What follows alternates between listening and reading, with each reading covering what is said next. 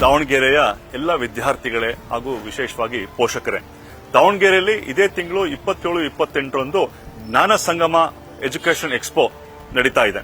ಇದರ ವಿಶೇಷ ಏನು ಅಂತಂದ್ರೆ, ನಮ್ಮೆಲ್ರಿಗೂ PUC ಆದ್ಮೇಲೆ ಏನು ಅನ್ನುವಂತ ಪ್ರಶ್ನೆ ಸಹಜವಾಗಿ ಎಲ್ಲ ಪೋಷಕರಲ್ಲೂ ವಿದ್ಯಾರ್ಥಿಗಳಲ್ಲಿರುತ್ತೆ.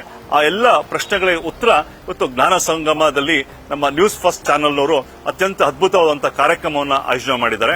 ಅದು ಇದೇ ತಿಂಗಳು 27-28 ರೇಣುಕಾ ಮಂದಿರದಲ್ಲಿ ಈ ಕಾರ್ಯಕ್ರಮ ನಡೀತಾ ಇದೆ.